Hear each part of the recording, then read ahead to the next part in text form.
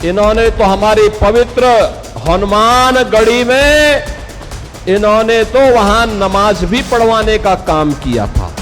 नहीं, कभी नमाज नहीं पढ़ी, कभी नमाज नहीं वहां पर पढ़ी गई थी, ये गलत। दोस्तों, राजनीति भी बड़ी मजेदार चीज है। यहाँ विपक्ष से ज्यादा मुश्किल कभी कभी अपनी ही पार्टी के नेता खड़े कर देते हैं। विपक्ष महीनों तक आरोप लगाता रह जाए उतनी परेशानी नहीं होती, लेकिन अगर अपनी ही टीम का खिलाड़ी माइक पकड़कर ऐसा बयान दे दे कि सारी मेहनत पर पानी फिर जाए, फिर तो मामला ऐसा हो जाता है जैसे क्रिकेट में विकेट कीपर ही गेंद छोड़ दे और कैच विपक्ष नहीं अपनी टीम का कप्तान छोड़ बैठे। अब जरा ये कहानी सुनिए। उत्तर प्रदेश के मुख्यमंत्री योगी आदित्यनाथ ने मुस्लिमों को लेकर एक दावा किया। दावा ऐसा कि समर्थकों ने ताली बजाई, विरोधियों ने सवाल उठाए, लेकिन असली ट्विस्ट तब आया जब विपक्ष नहीं बल्कि बीजेपी के ही कद्दावर नेता बृजभूषण शरण सिंह मैदान में उतर आए। अब ध्यान दीजिए, बृजभूषण शरण सिंह ने सीधे सीधे ये नहीं कहा कि योगी आदित्यनाथ झूठ बोल रहे हैं। राजनीति में इतनी सीधी भाषा कम ही बोली जाती है। यहाँ लोग तीर कम चलाते हैं, इशारे ज्यादा करते हैं। लेकिन उन्होंने जो तथ्य रखे, जो उदाहरण दिए, जो बातें कही, उनसे सवाल यही खड़ा हो गया कि अगर बृजभूषण शरण सिंह सही है तो फिर मुख्यमंत्री का दावा आखिर टिकेगा कैसे। यानी बात कुछ ऐसी हो गई कि एक नेता ने दीवार बनाई और दूसरे नेता ने उसी दीवार के नीचे से ईंटें निकालनी शुरू कर दी। ऊपर से कोई कुछ नहीं बोला, लेकिन नीचे से पूरी नींव हिलती नजर आने लगी। सबसे मजेदार बात यह है कि विपक्ष को इस बार ज्यादा मेहनत ही नहीं करनी पड़ी। बीजेपी के दो बड़े नेताओं की बातों का मिलान कीजिए और फिर खुद तय कर लीजिए कि कौन सही कौन गलत। विपक्ष तो शायद इस वक्त आराम से कुर्सी पर बैठकर पॉपकॉर्न खा रहा होगा और सोच रहा होगा, भाई आज तो बहस हमारी नहीं, इनकी आपस की चल रही है। अब सवाल यह है कि आखिर बृजभूषण शरण सिंह ने ऐसा क्या कह दिया जिससे योगी आदित्यनाथ के दावे पर ही सवाल खड़े होने लग गए। क्या उन्होंने आंकड़े रखे, क्या उन्होंने अपने अनुभव बताए, या फिर ऐसा कौन सा तथ्य सामने रखा कि सोशल मीडिया से लेकर राजनीतिक गलियारों तक चर्चा शुरू हो गई। आज इसी पूरे मामले को आसान भाषा में समझेंगे, बयान भी सुनेंगे, दावे भी जानेंगे और ये भी देखेंगे कि आखिर बीजेपी के दो बड़े नेताओं की बातों में इतना बड़ा फर्क क्यों दिखाई दे रहा है। नमस्कार दोस्तों, मैं हूं परवीन सानी। दोस्तों, राजनीति में एक पुरानी कहावत है, अगर जवाब ना देना हो तो इतिहास का नया चैप्टर खोल दो, और अगर चुनाव पास हो तो फिर इतिहास भी ऐसा खुलता है कि इतिहासकार भी सिर पकड़कर बैठ जाए। अब हुआ क्या, राम मंदिर चंदे चोरी को लेकर सवाल उठे। समाजवादी पार्टी के अध्यक्ष अखिलेश यादव ने सीधे सीधे बीजेपी, प्रधानमंत्री नरेंद्र मोदी, गृह मंत्री अमित शाह और मुख्यमंत्री योगी आदित्यनाथ से जवाब मांगा।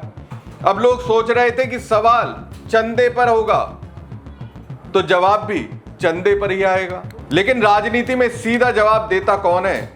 यहां तो सवाल दिल्ली का हो, जवाब अयोध्या से आता है। सवाल हिसाब किताब का हो, जवाब इतिहास का मिलता है। इसी बीच मुख्यमंत्री योगी आदित्यनाथ अयोध्या पहुंचे और वहां हनुमान गढ़ी से एक ऐसा दावा कर दिया जिसने पूरी बहस का रुख ही बदल दिया। इन्होंने तो हमारी पवित्र हनुमान गढ़ी में इन्होंने तो वहां नमाज भी पढ़वाने का काम किया था। आप सोचो, कल्पना करिए, क्या कोई जामा मस्जिद में कभी हनुमान चालीसा का पाठ कर पाएगा? क्या सरकारें करवा पाएंगी? क्या समाजवादी पार्टी और कांग्रेस करवा पाएगी? अगर नहीं करा पाएगी तो ये पाप क्यों करवाया गया था? अयोध्या में हनुमान गढ़ी की सीढ़ियों पर नमाज पढ़वाने का पाप क्यों करवाया गया था? कौन करवा रहा था ये? बहन और भाइयों, योगी आदित्यनाथ कह रहे हैं कि जो लोग आज आस्था की बात करते हैं, इन्होंने तो हनुमान गढ़ी की सीढ़ियों पर नमाज पढ़वाई थी। फिर सवाल भी पूछते हैं, क्या कभी जामा मस्जिद में हनुमान चालीसा का पाठ हो सकता है? अब सुनने वालों ने भी कहा, वाह, सवाल कुछ और था, जवाब कहीं और पहुंच गया। लेकिन कहानी में असली ट्विस्ट अभी बाकी था। आमतौर पर ऐसे बयानों का जवाब विपक्ष देता है, कांग्रेस देती है, सपा देती है, लेकिन इस बार विपक्ष ने नहीं, बीजेपी के अपने नेता ने मैदान में एंट्री मार दी। और जब अपनी ही टीम का बल्लेबाज सामने वाले छोर से अपील करने लगे, तब मामला थोड़ा दिलचस्प हो जाता है। अब आते हैं बीजेपी के कद्दावर नेता बृजभूषण शरण सिंह पर। उन्होंने सबके सामने सीधे सीधे कहा, हनुमानगढ़ी में नमाज पढ़ी गई, ऐसा कहना गलत है। यानी बिना किसी घुमाव फिराव के उन्होंने मुख्यमंत्री के दावे पर ही सवाल खड़ा कर दिया। नहीं, कभी नमाज नहीं पढ़ी गई, कभी नमाज नहीं वहाँ पर पढ़ी गई थी, ये गलत है। देखिए देखिए, मैं किसी के बयान पर टिप्पणी नहीं करना चाहता, लेकिन नमाज हनुमानगढ़ी पर नमाज पढ़ी गई, ये बात गलत है कि इस हनुमानगढ़ी का निर्माण एक मुसलमान ने ही कराया था। नहीं, कभी नमाज नहीं पढ़ी गई, कभी नमाज नहीं वहाँ पर पढ़ी गई थी, ये गलत है। जिस तरीके से शंकराचार्य कल आए थे, उन्होंने कहा कि अगर कोई साबित कर दे तो मैं हनुमानगढ़ी जाना छोड़ दूंगा, और योगी जी को इस तरीके से झूठ नहीं बोलना चाहिए और देखिए मुद्दों से भटकाने का काम किया। देखिए, मैं किसी के बयान पर टिप्पणी नहीं करना चाहता, लेकिन नमाज हनुमानगढ़ी पर नमाज पढ़ी गई, ये बात गलत है। लेकिन जो लोग नमाज की बात उठाते हैं पढ़ी गई, तो उनको मालूम होना चाहिए कि इस हनुमानगढ़ी का निर्माण एक मुसलमान ने ही कराया था। आज भी पत्थर लगा हुआ है, उसने कराया था। ये बाराबंकी का कोई मुस्लिम समाज का नाम हमें संजोग से नहीं याद है, लेकिन ये हनुमानगढ़ी का निर्माण ही कराया है मुस्लिम समाज के। शंकराचार्य जा रहा है बुलडोजर, लोग कह रहे हैं कि शिक्षा के मंदिर को सरकार तोड़ रही है, क्या कहेंगे आप? देखिए, जो मैंने थोड़ा सा सुना है कि उसमें 29 या 30 बिल्डिंग है, जिससे 38 है, उसमें ज़्यादातर अवैध है। अब वो काम क्यों तोड़ा जा रहा है, क्यों नहीं तोड़ा जा रहा है, ये हमारा विषय नहीं है। अवैध है तो तोड़ा जा रहा होगा। सर, नेताजी आप राम मंदिर आंदोलन से जुड़े रहे हैं, तरीके से आप भी भगवान कृष्ण को मानते हैं। एक मौलाना है, उन्होंने कहा कि वो 5 वक्त के नमाजी थे भगवान कृष्ण, क्या कहेंगे आप ऐसे मौलाना? देखिए, इस समय कुछ ऐसी बातें जो एक दूसरे को चुभें बोलने की एक नई प्रथा चल चुकी है, तो ऐसे व्यक्तियों के बारे में टिप्पणी करना कोई अच्छी बात नहीं है। ये उसकी मानसिकता है, उस पर क्या कहा जाए। अच्छा को लेकर के क्या कहेंगे आप? 18 दिन में 9 किलोमीटर का 9 किलो बेड भी घटा है, लगातार लोग अपील कर रहे हैं धरना खत्म कर दें। अब उनकी बात पूरे देश में पहुंच चुकी है, सरकार के भी संज्ञान में आ चुकी है। अब उनको धरना समाप्त करना चाहिए और प्रतीक्षा करना चाहिए। प्रतीक्षा सब लोगों ने किया है, उनको प्रतीक्षा करना चाहिए और धरना समाप्त करना चाहिए। बृजभूषण शरण सिंह कहते हैं कि लोगों को हनुमानगढ़ी का असली इतिहास पता होना चाहिए। उनका दावा है कि हनुमानगढ़ी में कभी नमाज नहीं पढ़ी गई। इतना ही नहीं, उन्होंने एक और दावा कर दिया कि हनुमानगढ़ी का निर्माण एक मुस्लिम ने करवाया था और इसका जिक्र वहां लगे शिलालेख में भी मिलता है। अब जरा सोचिए, एक तरफ उत्तर प्रदेश के मुख्यमंत्री का दावा, दूसरी तरफ उसी पार्टी के वरिष्ठ नेता का दावा। अब जनता किसकी बात माने? राजनीति में इसे कहते हैं घर का मामला, लेकिन माइक ऑन रह गया। अगर यही बात विपक्ष कहता तो कहा जाता ये तो बीजेपी को बदनाम करने की साजिश है। लेकिन जब बात बीजेपी के एक बड़े नेता कह रहा हो, तब उसे साजिश कहकर टालना आसान नहीं होता। अब सवाल कई हैं, क्या मुख्यमंत्री योगी आदित्यनाथ के पास अपने दावे के समर्थन में कोई ऐतिहासिक दस्तावेज है, या फिर बृजभूषण शरण सिंह जिस शिलालेख और इतिहास की बात कर रहे हैं वो सही है? क्या अयोध्या की राजनीति में इतिहास को लेकर 2 अलग अलग कहानियां चल रही हैं? और सबसे बड़ा सवाल, क्या चंदे के सवालों से शुरू हुई बहस अब इतिहास की बहस में बदल गई है? आखिर सच क्या है? दावे किस आधार पर किए जा रहे हैं? और दोनों नेताओं की बातों में इतना बड़ा फर्क क्यों है? दोस्तों, राजनीति में सबसे मजेदार चीज क्या होती है जानते हैं?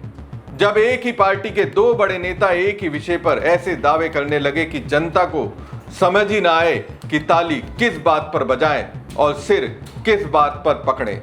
लेकिन ताली और सिर पकड़ने के बीच में जनता को यह तो जरूर समझ में आ जाता है, सब गोलमाल है। अब देखिए, योगी कह रहे हैं नमाज पढ़ी गई थी, बृजभूषण शरण सिंह दावा करते हैं नहीं पढ़ी गई, हनुमानगढ़ी मुस्लिम ने बनवाया। अब सवाल यह नहीं है कि कौन किस दल का नेता है, सवाल यह है कि इन दोनों दावों में सही कौन सा है।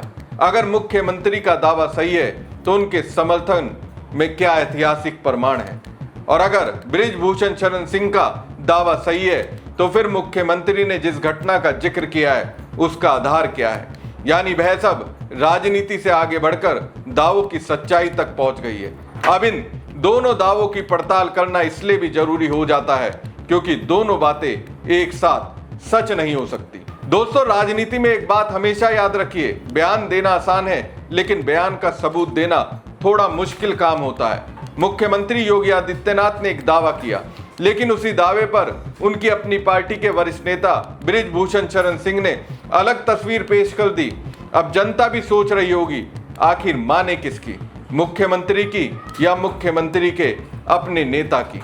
ये तो कुछ वैसा ही हो गया जैसे एक ही घर के दो लोग मेहमान से कह रहे हों, एक बोले आज खीर बनी है, दूसरा बोले अरे नहीं आज तो खीर बनी नहीं।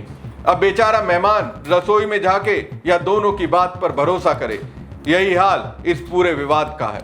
बृजभूषण शरण सिंह जिस आत्मविश्वास के साथ अपनी बात कह रहे हैं उससे यही लगता है कि वो मुख्यमंत्री के दावे से पूरी तरह असहमत है।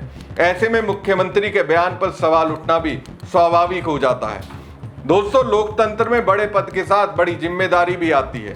मुख्यमंत्री का हर शब्द सिर्फ राजनीतिक बयान नहीं होता बल्कि लाखों लोग उसे सच मानकर सुनते हैं। इसलिए जब इतिहास, आस्था और समाज जैसे संवेदनशील विषयों पर बात होती है तो दावों से ज्यादा जरूरी होता है उसका सबूत, वरना राजनीति में ऐसा ही होता रहेगा। आज एक नेता दावा करेगा और कल उसी पार्टी का दूसरा नेता उस दावे की हवा निकाल देगा। लेकिन सबसे बड़ी बात यह है कि जब आप किसी राज्य के सबसे बड़े पद पर होते हैं तो आप किसी एक जाति या धर्म विशेष के नहीं बल्कि पूरे प्रदेश के होते हैं। इसलिए ऐसे मुद्दों पर बोलना ही नहीं चाहिए। इस पूरे विवाद में एक और सवाल भी उठ रहा है, क्या बृजभूषण शरण सिंह का बीजेपी से मोह भंग हो रहा है, क्योंकि हाल के दिनों में वो कई मुद्दों पर अपनी ही पार्टी, अपनी ही सरकार और सरकार के फैसलों पर खुलकर बोलते दिखाई दे रहे हैं। वैसे भी दोस्तों, राजनीति में जब नेता खुलकर बोलने लगते हैं तो राजनीतिक गलियारों में अटकलों का दौर भी शुरू हो जाता है। ऐसे में सवाल उठता है कि क्या बृजभूषण शरण सिंह 2027 के विधानसभा चुनाव से पहले कोई नया राजनीतिक रास्ता तलाश रहे हैं? क्या वो भविष्य में समाजवादी पार्टी के अध्यक्ष अखिलेश यादव के साथ दिखाई दे सकते हैं? ये फिलहाल सिर्फ राजनीतिक अटकलों का विषय है। 2022 के विधानसभा चुनाव से पहले भी उत्तर प्रदेश में बीजेपी के कई नेताओं और सहयोगी दलों के नेताओं ने पार्टी छोड़कर दूसरे दलों का रुख किया था। तो क्या इस बार भी वैसा ही कोई राजनीतिक घटनाक्रम देखने को मिल सकता है या फिर ये सिर्फ एक बयान तक सीमित मामला है? अपनी राय कमेंट बॉक्स में जरूर दीजिएगा और साथ ही पेज को लाइक और खबर को ज्यादा से ज्यादा शेयर कीजिएगा। धन्यवाद। इन्होंने तो हमारी पवित्र हनुमानगढ़ी में इन्होंने तो वहां नमाज भी पढ़वाने का काम किया था। नहीं, कभी नमाज नहीं पढ़ी, कभी नमाज नहीं वहां पर पढ़ी गई थी। ये गलत है।